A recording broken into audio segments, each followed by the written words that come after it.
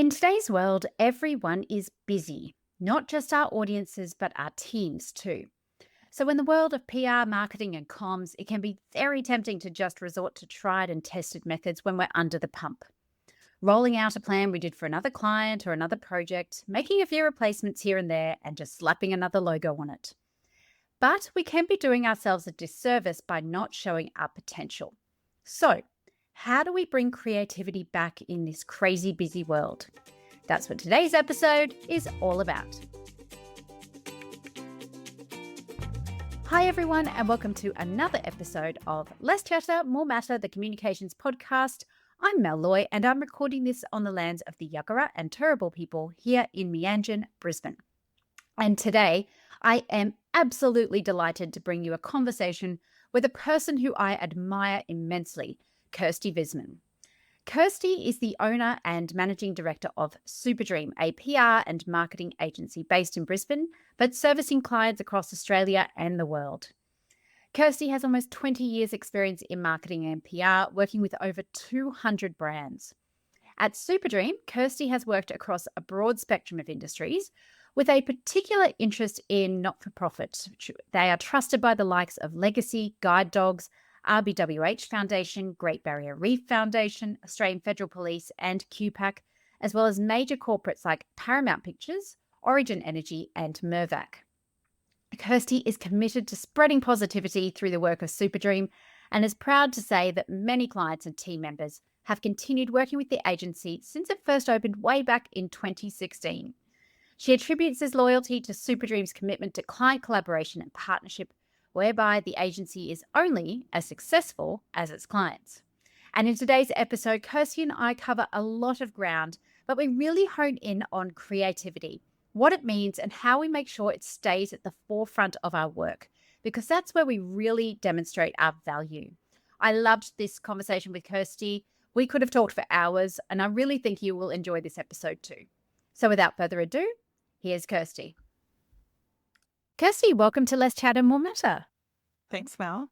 Thank you for being here. I really appreciate your time because you are a busy and amazing woman. But before we get into the nitty-gritty of today's episode, can you tell us a little bit about you, what it is you do, and how you came to establish your expertise in that space? Yeah, so I've had shockingly 20 years in this industry, which, it's actually quite a surprise even to me. I've always worked agency side, so PR was my original background. Worked for a PR agency for 9 years before starting my own agency, and had a pretty extensive background in entertainment PR. So worked with Warner Brothers and Roadshow Films for 5 years, and since starting Superdream nearly 10 years ago, have been working with Paramount Pictures. That's really cool. So what is it that drew you to agency life and working with those kind of brands? I think the dynamicism of agency is just so exciting to me. I would find it really, really, really challenging to work on one brand day in and day out. I absolutely love jumping from project to project and client to client and being able to kind of adapt different skills that you and learning that you get from one client or one industry and take it to another and with really cool results. So that's part of what I wanted to talk to you about today was creativity, because being in PR, particularly in the sectors that you work with, requires a lot of creativity and keeping it fresh. And I guess first I want to start with, what does creativity mean to you? I have had a bit of time to think about that question, and for me, it actually is a bit synonymous with collaboration. So we have clients come to us with a challenge, and I have a really dynamic team of people who are just, are quite good at thinking outside the box. And so when I bring those challenges to my team and we sit down and we have a big brainstorming discussion about that challenge, we tend to come up with some really creative solutions. And I just find I don't do creativity as a solo exercise. It's very much about collaboration and working together to come to something really exciting. And I think that, I'm really conscious of not limiting our creativity in that sense. Sometimes you're limited a little bit by budgets or timeframes, but If we can kind of come up with something that's really out of the box, sometimes a client will just go for it and we can do some really fun stuff. Yeah. And it sounds like the way you see creativity, the way I'd surmise from what you were just saying is it's like a mindset as opposed to artistic ability, so to speak, like that, two different things. Yeah, it certainly is. I mean, I'm not a graphic designer, but I love branding, So for me, it's more about the concept and the ideas behind that and the way that you can touch an audience than it is about, the colors and the look and feel of the logo. So yeah, that's probably a good way of a good analogy, I think. So, from a PR and comms perspective, what do you think are some of the barriers to creativity? Because I do see and have experienced, working with different in-house and agency teams where it's kind of, they just roll out the same thing over and over again, just for a different client, just slap a different logo on it. What do you think some of the barriers are to bringing that creativity, that mindset to the fore? Yeah. I mean, like I said, budget and timeframes are like the perennial barriers to any project. Yeah. But I have actually noticed in my career a real diminishing of barriers, particularly when it comes to creativity and PR. Because when I first started, and we're talking 2007, there wasn't really social media yet. There was, the broadcast media really had the monopoly on PR and their structure and their rules. And, they had so much power that there was only a certain way that you could do PR, and a very, very limited number of journalists and a limited number of media outlets that you could actually get any kind of traction with. And so you really had to play by their rules. And I think there's a lot of people who come from that background who may have, not adapted. But certainly there's been a massive decentralization of the media landscape with the advent of social and digital media, that allows us, some content creators have a way bigger following than the Courier Mail or even all of the national mastheads combined. So, we're able to sort of tap into that. And then you have, the podcast space is another exciting area where you've got, really niche discussion happening and audiences that are, might be smaller, but they're super engaged and they're listening for like an hour at a time to, some really in-depth conversation. So there's a lot more research involved, and that takes a lot more time. And certainly, if you're not of the inclination to do that research, then you might end up doing fairly stock standard stuff a lot of the time. But there's an audience out there for everyone. It's just a matter of tapping into, the tactic in which you have to reach that audience. So, yeah, it's I actually find it much more dynamic now than it was when I first started. That's really good. And it reminds me of something you said there about, budget and time. I can't remember who said it, but they were an advertiser talking to a client and they basically just said, you don't have the budget to be boring. So it's almost, in a way, I sometimes feel like having less of a budget can be the impetus for more creativity if the client allows it. Yes. So we worked on a campaign for a small foster care not-for-profit where we first started Superdream back in 2016. And we essentially were trying to recruit more foster carers. And so our whole PR approach for that was to set up hidden cameras in the Queen Street Mall and record 2 children that were lost in the mall and just standing by themselves in the mall, and seeing how many people would stop and help these children as an analogy for how many people, would you actually walk past a child in need, because there are plenty of children in need in Australia who need foster care. So that was the kind of idea behind it. But we had to have 2 different press releases ready to go out around that campaign about, everyone stopped and therefore, why aren't we helping more children? But at the end of the day, actually only 18 people stopped and we were set up for the whole day. So that campaign actually ended up getting us the international media coverage that absolutely exploded. And what was probably the most exciting thing as a result of that, the video itself had I think to this day it has about 162 million views. And it's probably higher now. That was the last time I checked. It was a few years ago.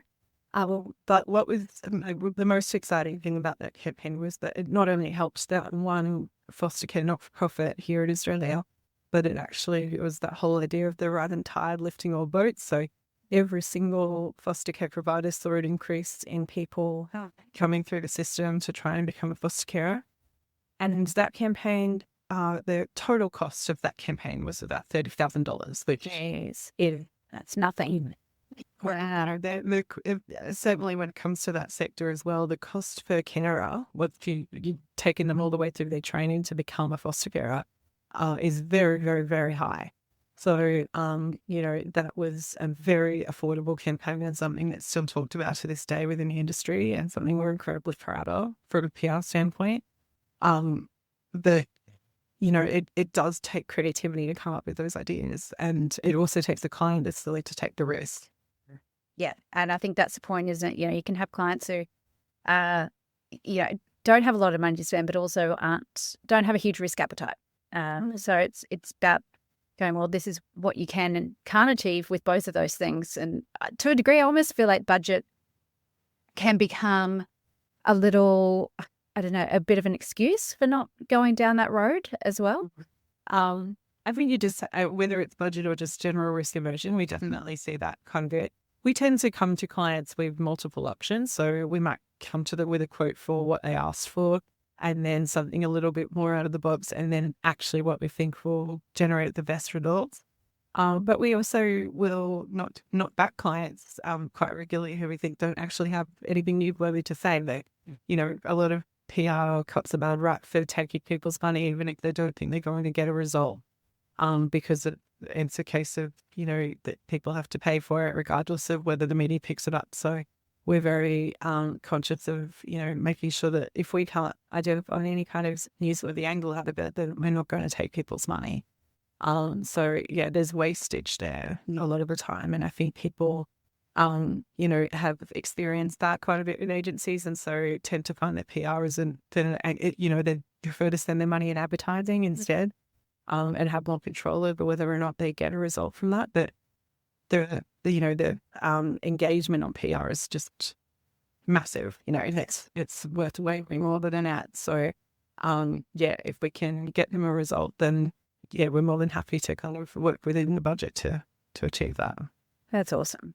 And that kind of brings me to my next question. Like, we are all busy. Our clients are all busy. It's like a busy, noisy world.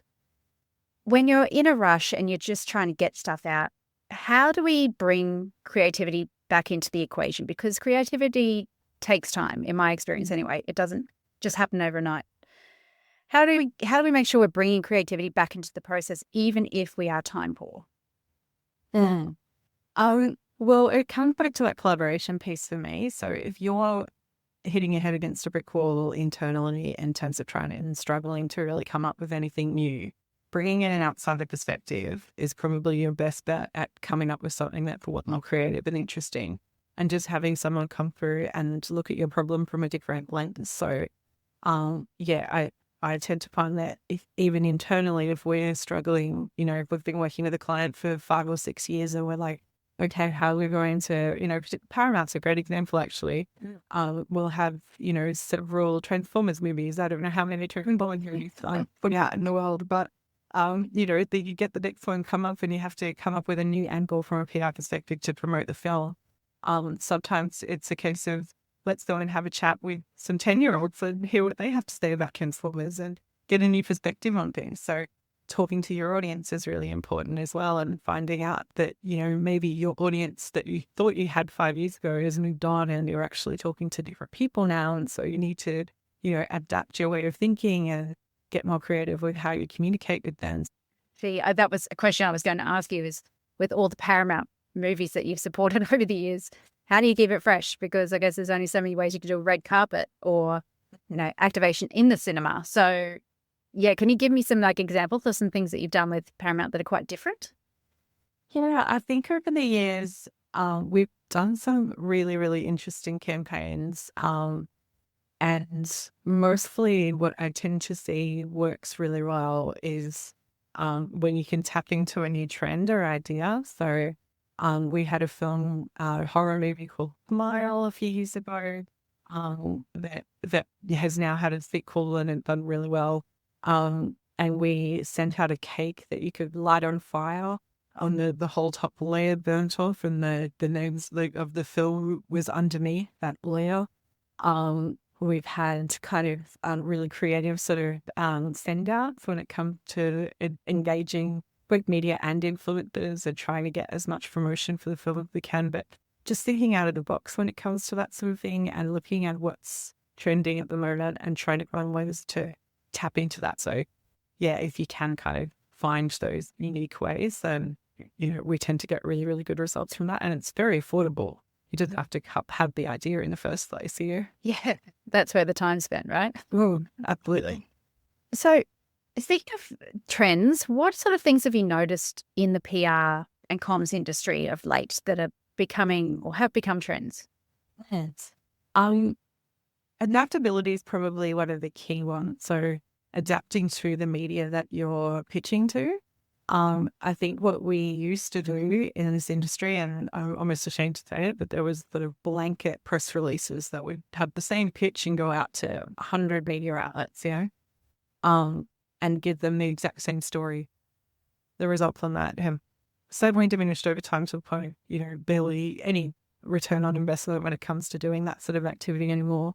And the real cut sort of comes from adapting your pitch and your talent to the media outlet that you're actually pitching to. A really good example of that from the States is probably Hot Ones, which are the YouTube series where people are interviewed while they eat progressively hotter hot wings. They have movie style, they're politicians. It enables them to be adaptable in who they bring on to their YouTube channel, and their audience is enormous. So from the perspective of the talent or the brands that you're working with, they're able to tap into a really, really diverse audience. You sort of can't just do a generic thing when it comes to PR anymore. I think you really have to think about who you're pitching to.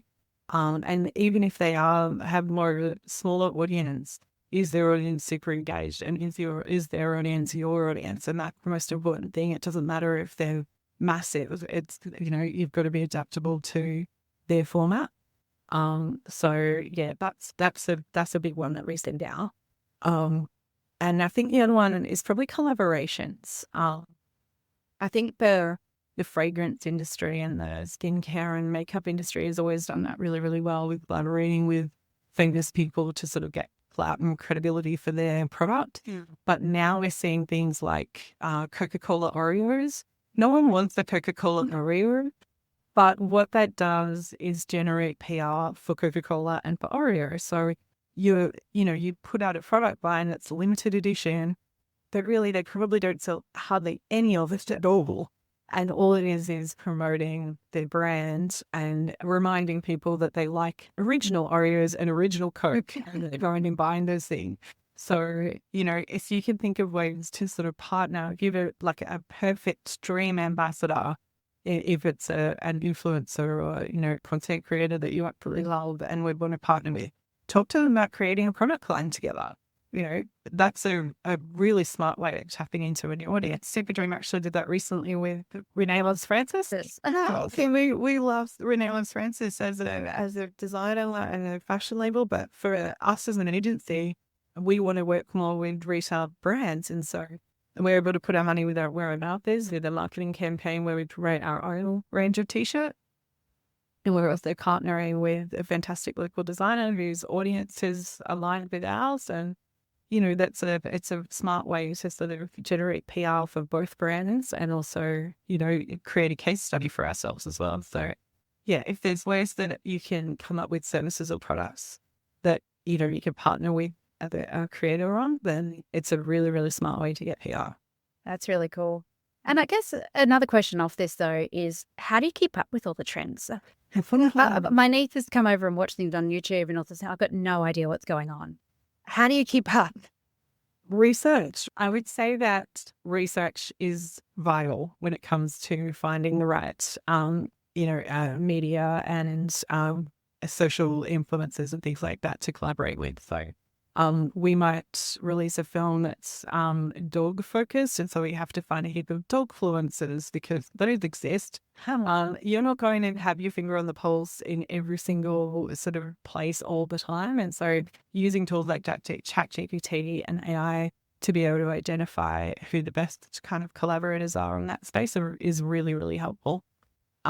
It's also about, audience research and talking to people about who they consume. It's one of those things where everything's so niche that you physically cannot keep up with the amount of trends and the amount of different influencers and content creators that are out there. Yeah.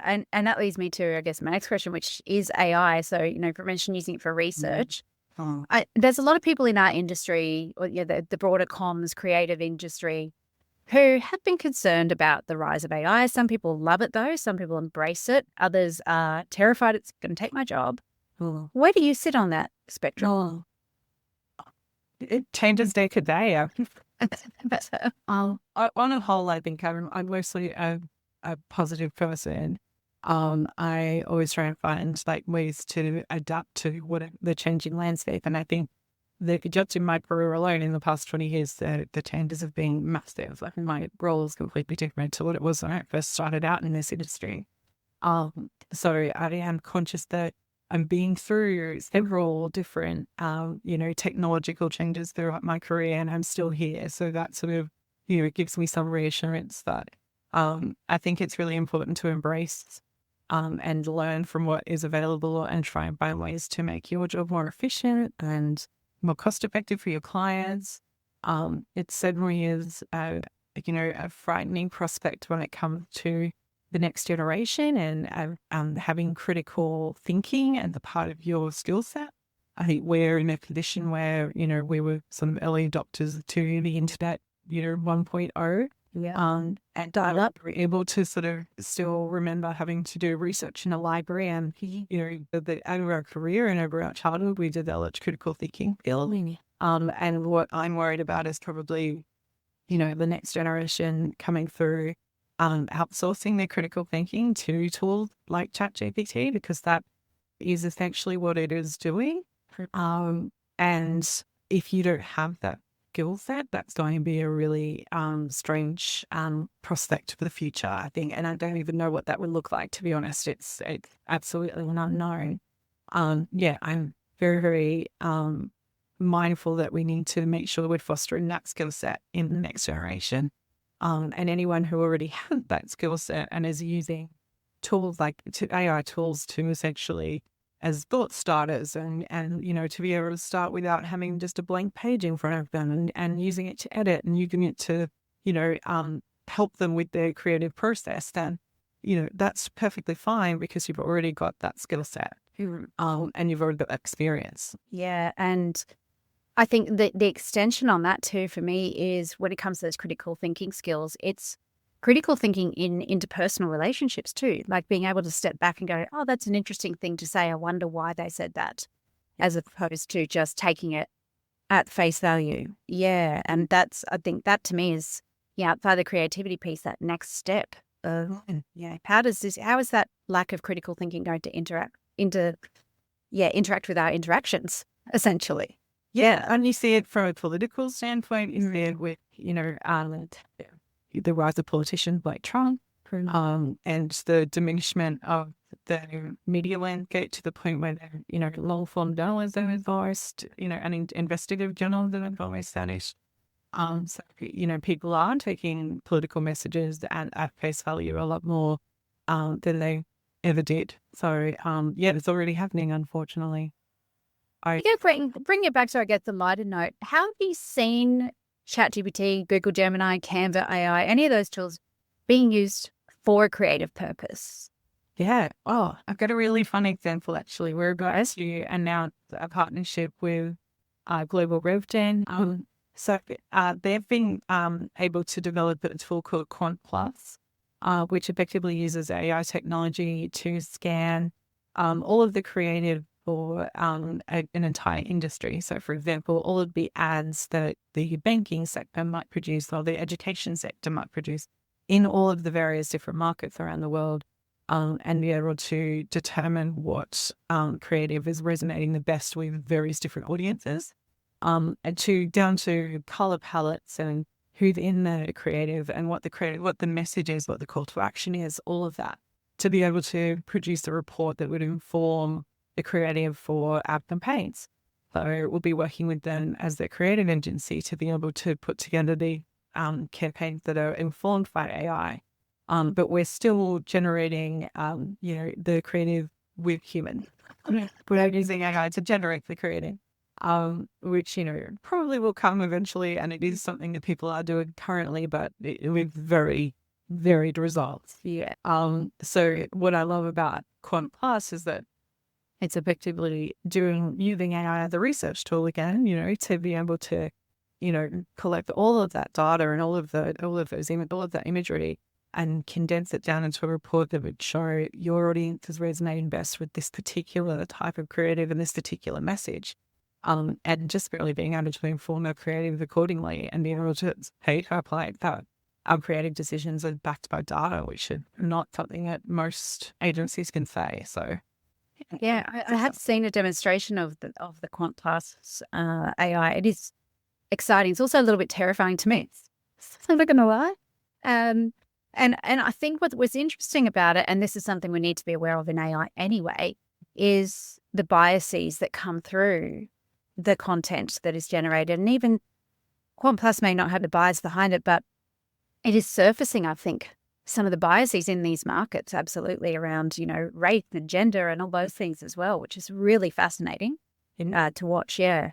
Yeah. And I mean, you're right. It's surfacing the biases that already exist within our community. Sorry. Yeah. As much as as creatives, we want to invest in diversity and being able to sort of show, various skin tones and different genders and all that kind of stuff. You do get this research that says, this audience that is predominantly white is resonating with the predominantly white creating.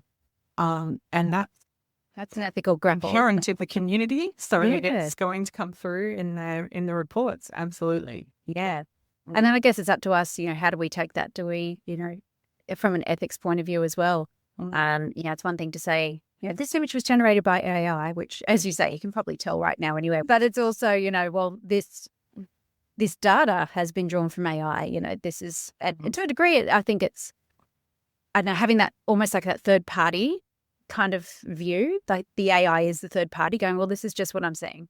And then it's up to us, I think, as creators to go, well, from an ethics point of view, am I comfortable even, just going exactly with what the data tells me, or do I want to push that a little bit? Yeah, absolutely. And I think what we've seen is a lot of A/B testing. So we're still generating multiple versions of the creative to be able to still, have those sort of various different, have that diversity come through in the creative without having to kind of compromise on the morals and values of the organization. So yeah, that certainly allows us to be more adaptable, but that's mainly only in digital communications. So, when you're looking at traditional media and running TV ads and things like that, you kind of don't have as many options. So that's true.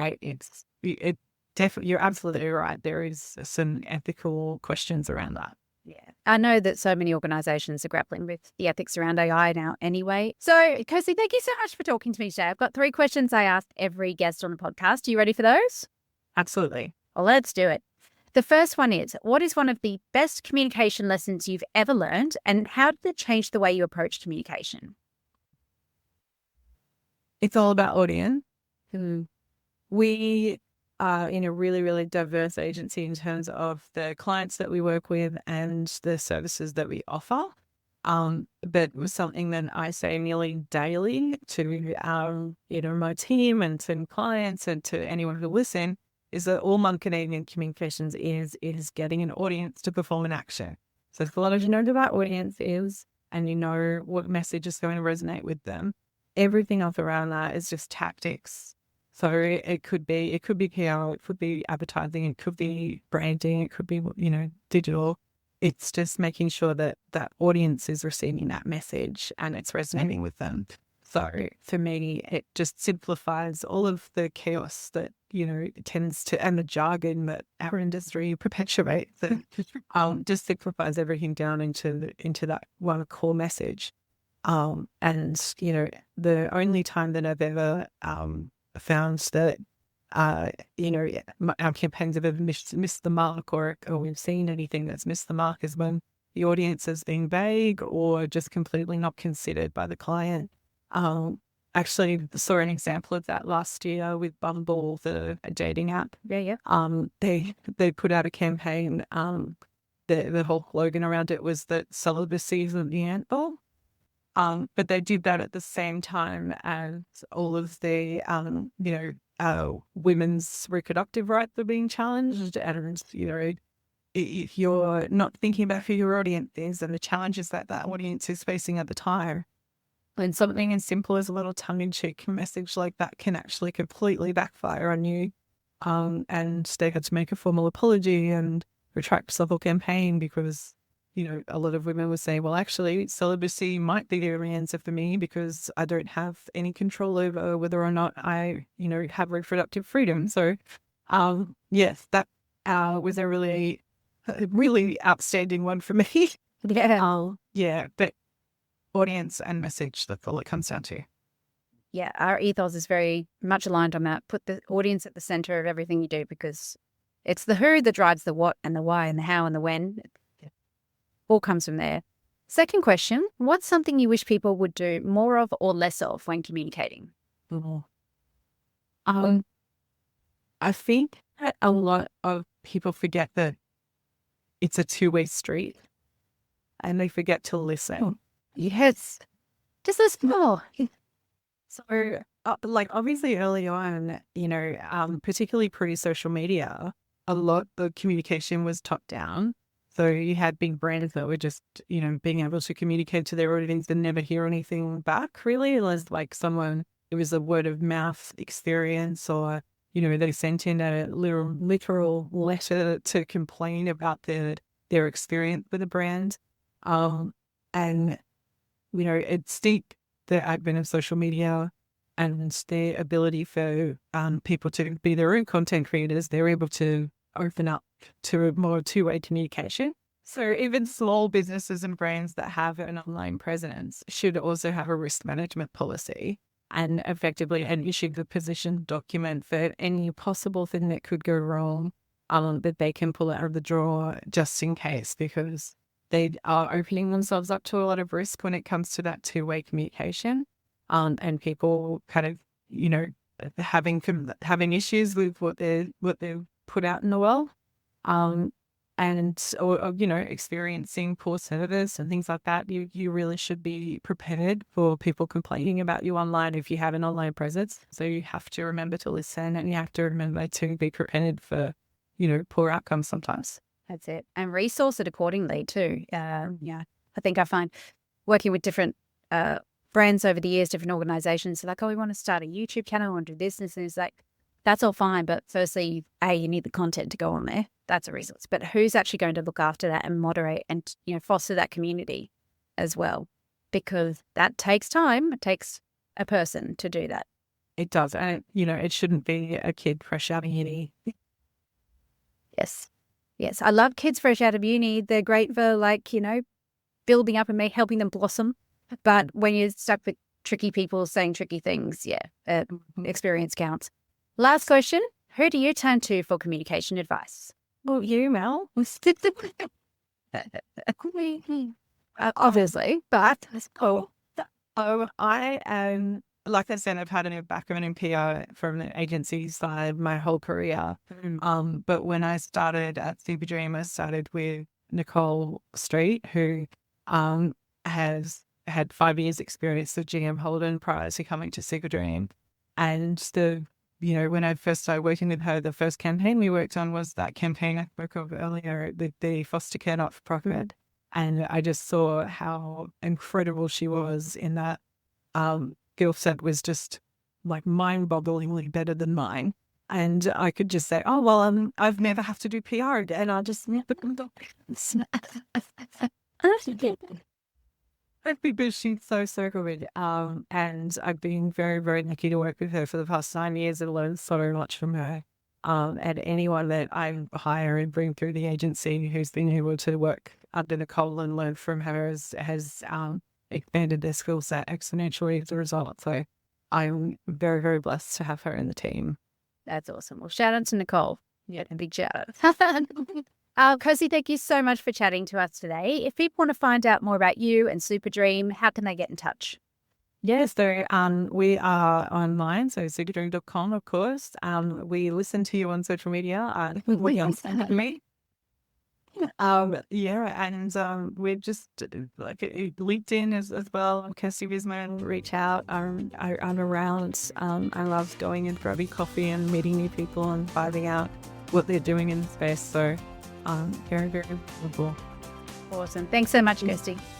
Thank you. Cheers, Mel.